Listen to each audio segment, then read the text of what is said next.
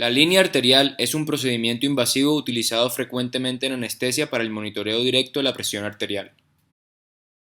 El procedimiento está indicado cuando se requiera monitoreo de tensión arterial directa, en pacientes quemados o mórbidos donde el monitoreo indirecto es difícil y cuando se necesite muestreo frecuente de sangre o gases arteriales. Está contraindicado cuando hay ausencia de pulso en la arteria, en la tromboangiitis obliterante, en quemaduras de tercer grado de la zona, alteración circulatoria de la extremidad o en el síndrome de Raynaud. Existen contraindicaciones relativas que deben ser analizadas según el caso. Dentro de los accesos más frecuentemente utilizados encontramos la arteria radial, la arteria pedia y la arteria femoral. Previo a la punción de la arteria radial, se debe realizar la prueba de Allen para cerciorarse de que exista circulación colateral adecuada en la mano en caso de trombosarse la arteria al ser puncionada.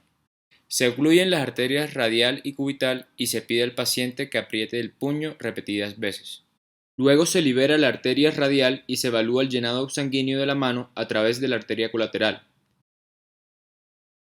Se repite la prueba ocluyendo la arteria radial y se evalúa el llenado capilar a través de la arteria cubital.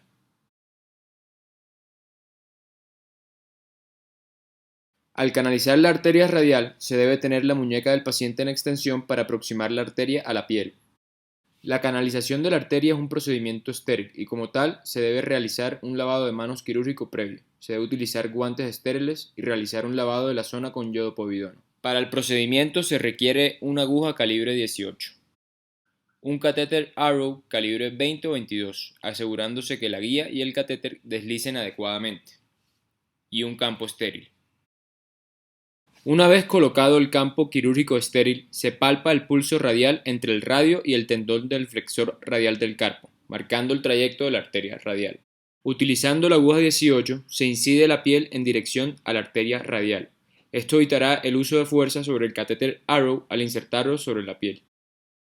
Por el sitio de punción previo se introduce el catéter Arrow en un ángulo de 30 a 45 grados en dirección hacia la arteria radial. Una vez que la aguja se encuentre dentro de la arteria, se observará el retorno de sangre por el catéter. Al obtener retorno sanguíneo, se desliza la guía suavemente dentro de la arteria y luego se desliza el catéter sobre esta. El sangrado pulsátil indica que el catéter está adecuadamente insertado dentro de la arteria. Antes de conectar el catéter al transductor, se debe purgar la línea con solución salina para evitar la coagulación. Luego de conectar la línea arterial al transductor, se debe abrir la válvula para permitir la medición directa de la presión arterial. Para comenzar la lectura de la tensión arterial directa, se debe llevar el monitor a presiones a cero. Una lectura adecuada de las presiones sistólica y diastólica y la forma de la curva indican un posicionamiento adecuado de la línea arterial. En casos de difícil canalización arterial, se puede guiar el procedimiento por ecografía. Usando un ecógrafo se puede identificar las arterias, las cuales no colapsan con la presión, mientras que las venas sí lo hacen. Adicionalmente, usando el Doppler ecográfico se puede determinar la dirección del flujo sanguíneo, para diferenciar arterias de venas y guiar la punción. La interpretación de la línea arterial brinda información sobre el estado circulatorio del paciente. La presión arterial media es el promedio de la presión arterial durante el ciclo cardíaco. Indica la perfusión sanguínea a los tejidos periféricos. Se usa para ayudar en el manejo del estado hemodinámico del paciente. En pacientes críticos, la presión arterial media debe mantenerse por encima de 70 milímetros de mercurio para garantizar una adecuada perfusión cerebral y renal. La presión arterial media es igual a 1/3 de la presión sistólica más 2/3 de la presión diastólica. La forma de la onda es la representación del flujo sanguíneo de la arteria. En la gráfica se puede observar la correlación de la onda arterial con el electrocardiograma. La flecha roja indica la abertura de la válvula aórtica, la cual inicia la expulsión rápida del volumen ventricular. La siguiente flecha roja indica el cierre de la válvula y establece el escalón dicrótico, mostrando el inicio de la relajación isovolumétrica del músculo cardíaco. La primera flecha indica la presión sistólica máxima. La segunda flecha indica el escalón dicrótico. La tercera flecha indica la presión diastólica. Y por último está el escalón anacrótico, rara vez visible en las arterias periféricas. Es posible encontrar alteraciones en la morfología de la curva. La primera flecha roja indica la normalidad de la curva. Una línea plana sin lectura de presión arterial puede deberse a un acodamiento u obstrucción del catéter. Una onda amortiguada presenta un pico sistólico atenuado con subida y bajada de la curva de presión muy lenta y reducción general de la curva, desapareciendo la muesca dicrótica.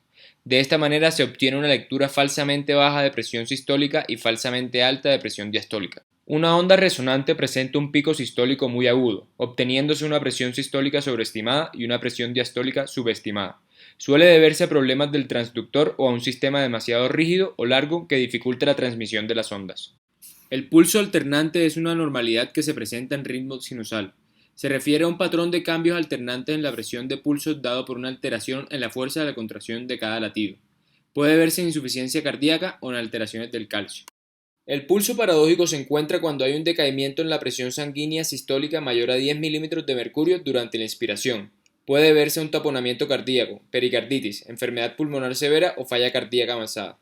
La estenosis aórtica produce una onda de pulso pequeña con un pico sistólico retardado. Esta presión sistólica baja es el resultado de la eyección ventricular lenta a través de la válvula aórtica estenótica. El escalón dicrótico no siempre está bien definido debido al cerramiento inadecuado de las válvulas durante la diástole. Se encuentra una presión de pulso estrecha. La insuficiencia aórtica se identifica clásicamente por una presión de pulso amplio. Durante la diástole, el ventrículo izquierdo recibe más flujo retrógrado de la válvula incompetente. Este incremento en el volumen sanguíneo está reflejado en un pico de presión sistólico mayor durante la siguiente sístole. La fibrilación auricular, con ritmo irregularmente irregular, produce una variación en las amplitudes en la onda arterial. Durante los episodios del complejo ventricular prematuro, el acortamiento del tiempo del llenado diastólico es también visto como una caída en la amplitud sistólica. Siguiendo estos pasos y recomendaciones se puede obtener un monitoreo adecuado de la presión arterial directa mediante una línea arterial.